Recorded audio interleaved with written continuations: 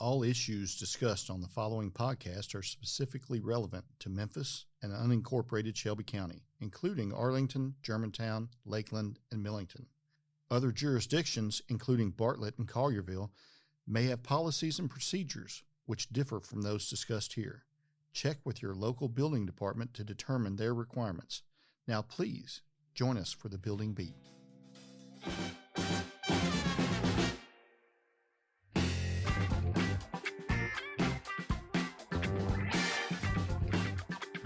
Welcome to the Building Beat. My name is Breana Miller, and I'm your host for this episode. Today, I'll be talking to Arthur Hammontree, a current mechanical inspector and former chief inspector of the mechanical section in our construction enforcement department, about his experience as an inspector, common projects he's inspected, and what homeowners and property owners need to know.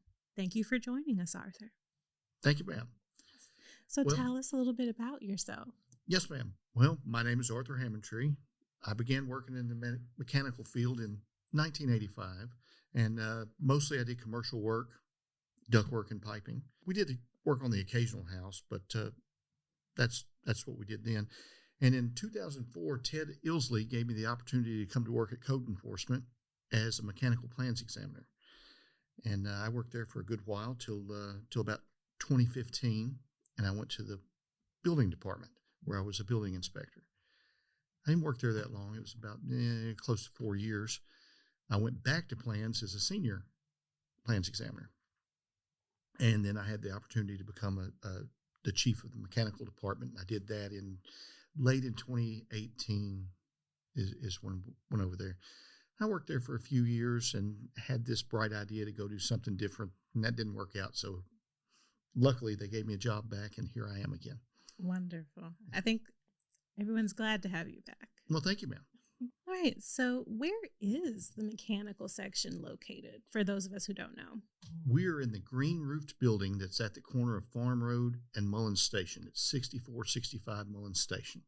How would people come to meet you if they wanted to talk to you? Well, I am a field inspector, so if they called the office, we could set something up, and I could meet them at the office there at 6465 Mullins Station. Okay, good to know. So as a field inspector, what are some common inspections that you've done, or that really any mechanical inspector might do? Well, we do the rough-in inspections, and it really depends on what you mean by these inspections. But we do rough-in inspections, air test inspections, above ceiling inspections, water heater, furnace and vents, light tests, the gamut. Pretty much we inspect anything, and if we're talking about residential here, even if we're not, anything that either raises or lowers the air temperature inside of a building, or raises the water temperature if we're talking about a water heater. And then there are MLG&W safety inspections that we do as well, as required by MLG&W, and that could be for whatever they see that they think is a safety violation.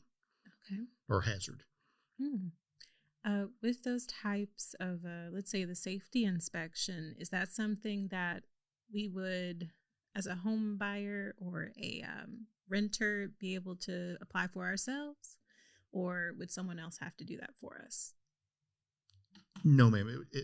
Any mechanical or gas inspection in Shelby County is required by state law and by the International Fuel Gas Code and the Mechanical Code to be, the permit is required to be obtained by a licensed mechanical contractor or gas contractor. Mm-hmm. And that doesn't just mean an HVAC contractor. In many instances, a plumber holds the same, could hold the same licenses. Okay. And do you know how maybe I would be able to check if someone that I'm working with is licensed with the state? I do. Well, with the state's one thing, but with us, they need to be licensed and they need to be registered with our office. Mm-hmm. And for that, it's as simple as picking up the phone. You call whatever genre the contractor is, say he's a mechanical or gas contractor. If you call the mechanical or gas department, mm-hmm. we'll be glad to, as long as you know their name, we'll look them up and tell you whether or not they're actually licensed. Okay, incredible. I think that's information that a lot of people would be happy to know. The let's say, I think there's a state database maybe, but it's not easily accessible to everyone or easily findable. That's right. And it's not updated. Well, it may be now. They're doing it a little different, but it used to be that it was always running behind. So even though just because somebody was licensed or was registered doesn't mean they are at this moment. Mm-hmm. And you can always ask your contractor to provide you with their license number. And as long as you can get their license number, whether it's a state or a Shelby County contractor, we can look that number up and tell you if they're current. Absolutely. That's very good to know.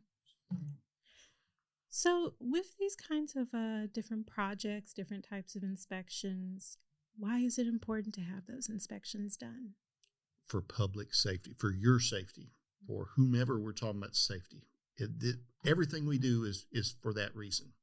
There's just so many things that could go wrong with any kind of a gas burning appliance if it's not installed correctly, or a electric appliance that's not installed correctly. And what are some of those common, let's say, appliance installations that would require a permit?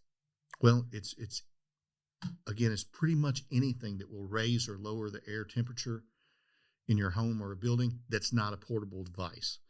A water heater, a furnace, a wall heater, a heat pump, package units, condensing units, bath fans, and vent hoods. People don't think about that. They actually require a permit. Generators, gas pipe, gas logs. A lot of people get rid of their fireplaces and put a gas log kit in. That we need to look at that. There's a lot of potential safety issues there. And gas generators, that's something. There's so many contractors that are just going into business here now, installing these generators, and maybe they've been doing it for a while, but they've been doing it somewhere else.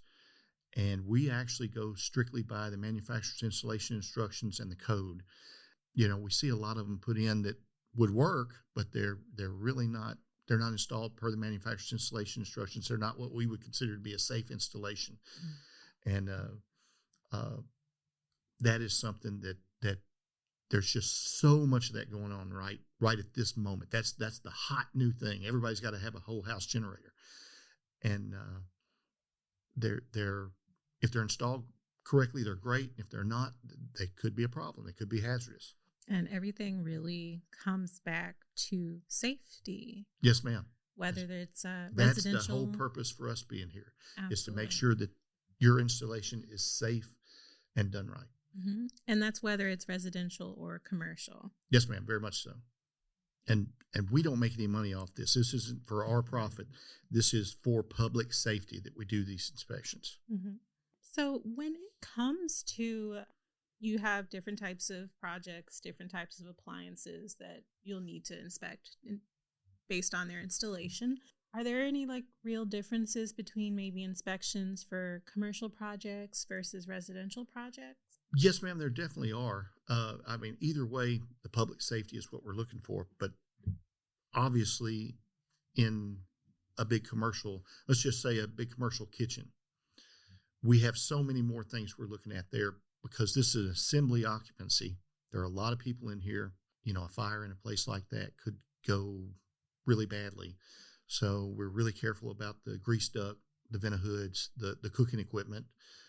There's just so many more things for us to look at there. Not to mention the fact that the equipment is usually much larger, and because it's much larger, there's a much higher gas demand, and with all the inherent dangers that come with that. Done correctly, they're fine, no problem. But if they're not, there are hazards. And oftentimes, the commercial equipment has more specific manufacturer's installation instructions that have to, it's not like just going into a house where a house installer oftentimes installs the same piece of equipment day after day after day.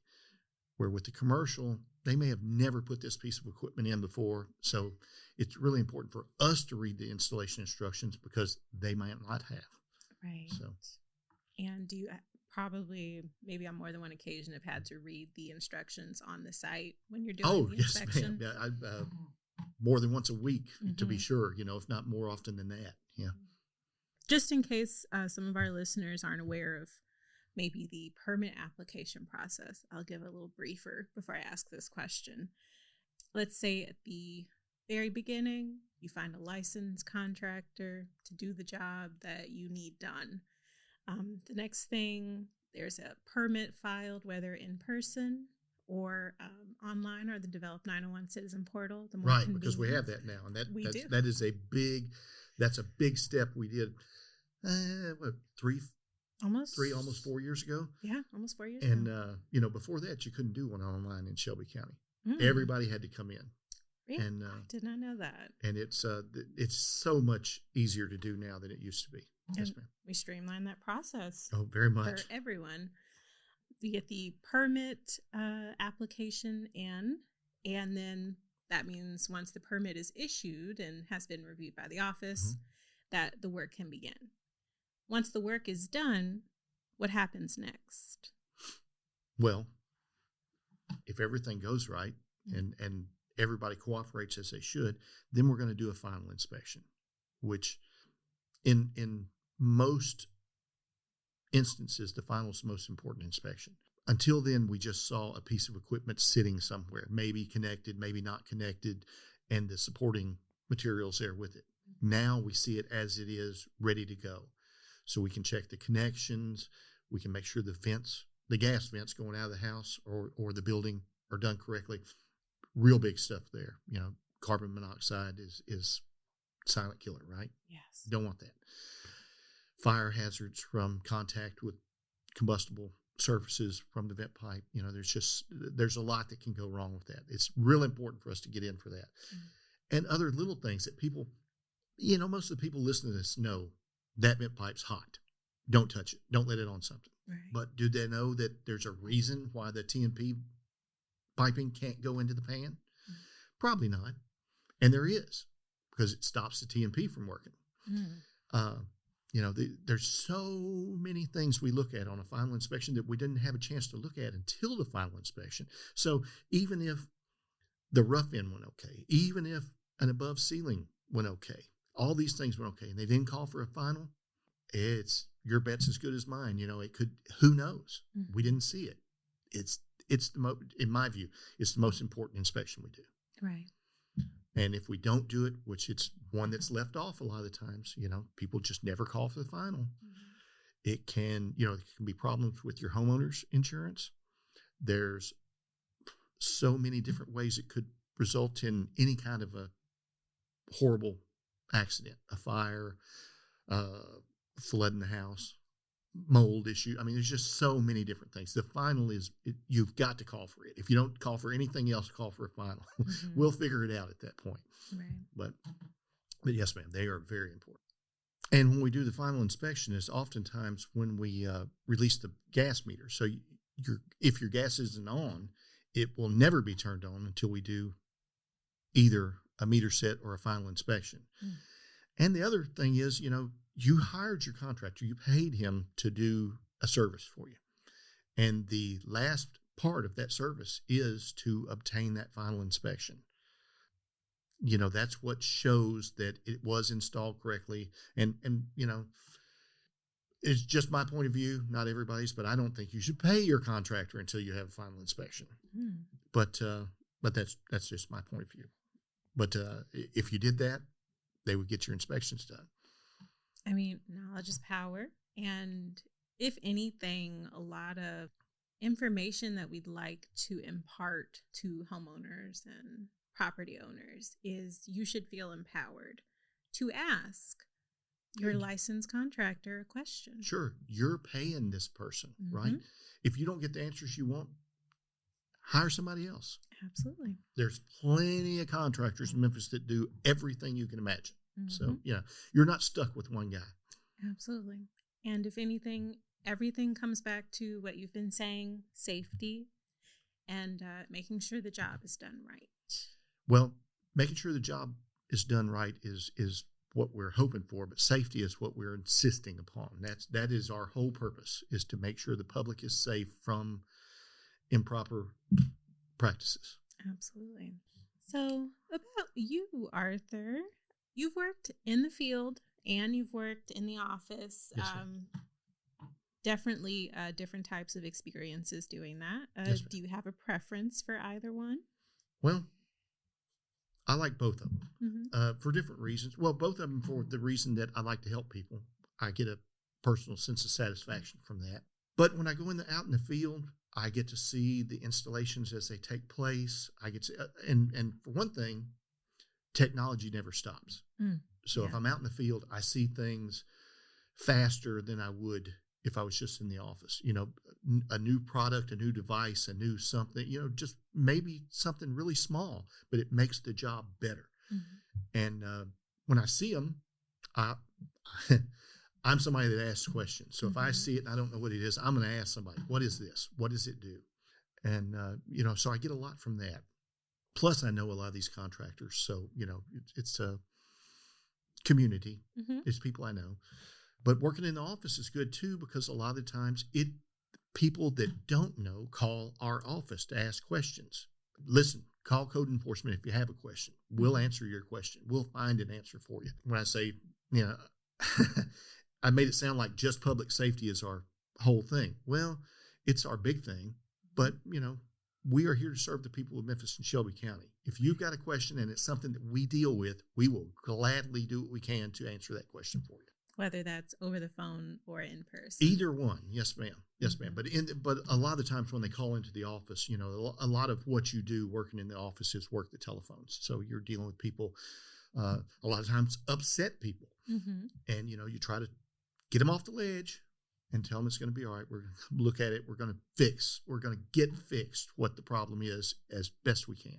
You know, I kind of like to think of what y'all do in terms of, I had a previous job, and in that job, we were encountering people on their worst day and trying to help. Right. And I'd like to think of what y'all do as trying to even help them before they get to their worst day. Right. That's exactly right. Well, I'm not the chief, but I did used to be the chief. And what I tried to get across to the guys is we deal with this every day, right? I know this process inside and out. This person on the other end of the phone has never dealt with this and probably will never do it again. Mm-hmm. So let's try to help them. Right.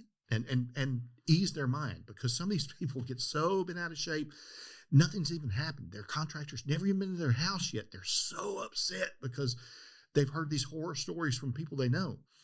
And yeah, so, you know, we want to make them feel better about it and take care of them. Absolutely. That's a very important part of the job. Yes, ma'am. Do you have any stories from the field that you think would be good for our listeners to hear? Maybe they can learn something from your personal experience. Well, I've seen on a rooftop when a piece. First, I'll tell you about the situation on a flat roof, commercial roof. A piece of equipment has to be 10 feet back from the roof edge, so that hoping that nobody will walk off the roof edge. Now, there's ways around this. If there's a parapet wall that's 42 inches tall, or so, you know, but most of the time on a flat roof where it comes to the back, if they're within 10 feet, you have to put up a guardrail. There's a couple exceptions to that and other ways to do it, but the most common ways is a guardrail, which is connected to structure and it's there. We have seen pieces of split rail fence put up there. We've seen little small, you know, the 16-inch tall flower bed picket fence put up there. Just all kinds of ridiculous things because people tried to cheap out of doing what they were supposed to. And obviously we can't pass that. You know, you have to be able to keep somebody from walking off the roof edge. It has to be 42 inches tall. It has to be strong. But yes, ma'am, we see things like that on a fairly regular basis. Yeah. Well, it drives home the importance of hiring someone who knows the code, the current code. And is willing to try to meet it. Exactly. Is there anything else that maybe you'd like to impart to our listeners today? Well, I have a pet peeve, and I would like to talk about that for just a second. Yes. What grinds your gears? What grinds my gears? It is unlicensed contractors. Earlier, we touched on this, but if you have any question about whether that contractor that you're talking to that comes up with this fantastic price for doing something is licensed or not, just call us. It's real simple. We're in the book. 901-222-8396. Give us a call. But just because somebody has a truck with words on the side of it or a van with graphics on it does not mean, trust me, it doesn't mean that they're a licensed contractor. And even if they are a licensed contractor, they may not be licensed in Shelby County. Mm-hmm. You can do things in other places that you can't do here because we go strictly by the code instead of because somebody said so. And it's one of the hardest things for us to enforce too, is when somebody pays an unlicensed contractor to do some work. Well, there's not much we can do. They don't have a license for us to suspend. We don't have much recourse. They just, poof, like smoke, disappear. But you're still stuck out the money you had, and now what you have won't work. Right. So please hire a licensed contractor and make sure they are a licensed contractor. Mm-hmm. If people did that, then the number of these bad installations would go down dramatically. Mm-hmm. And again, it is required there is a permit required for mechanical and gas equipment when they're installed, as long as it's not portable. Mm-hmm. And another major appliance that you mentioned, HVAC, that kind of work as well. Yes, ma'am. Even people. Another thing people seem to think is that the outside condensing unit doesn't require a permit. It does. Mm-hmm. It does. And not only does it require a permit, it has some very specific requirements. And it's not really us. This would be more electrical, but just to put a bug in people's ear, when you change out an old condensing unit with a new one, an awful lot of the time, they require a much smaller breaker than they used to. If you still have that big, heavy breaker in there and the new piece of equipment, that breaker's not going to trip. Oh. So your piece of equipment will be ruined and potentially a fire hazard and a shock hazard. Mm-hmm. So it's real important to things people don't think about. There's reasons why we do it, mm-hmm. and it's for public safety. It's not to make us feel better or to make more money. It's to protect the public. Yeah, and that's why the code is ever evolving, ever changing to keep up with. Every 3 years we get a new one. Yes, mm-hmm. ma'am. Absolutely. Well, thank you so much for coming to talk to me today, Arthur. Well, thank you for having me. It was, I hope it wasn't a waste of your time, and not at all. And I enjoyed being here. And I'd like to thank our mechanical section chief, Tim Montgomery. He's not near the mic, but he's been very informative. Here in spirit. He's been very informative, and we appreciate the work that y'all do. We may not work in the same areas, but we do have conversations about these topics all the time. We're all in this together. Absolutely. And all in serving Memphis and Shelby County. Yes, ma'am. So thank you again for joining me, and thank you for listening to The Building Beat.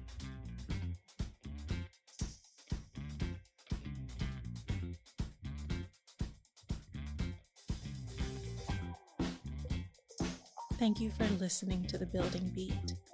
Executive producers are Director John Zena and Deputy Director Nadia Logan Robinson. Associate producer is me, Breana Miller. Special thanks to Ina Esco, artist in residence with the Memphis Library Foundation and the Memphis Public Libraries. The song featured in the show is Hush by the Mason Fair. This is a production of the Memphis and Shelby County Division of Planning and Development. To learn more about this podcast and our work, visit our website at develop901.com.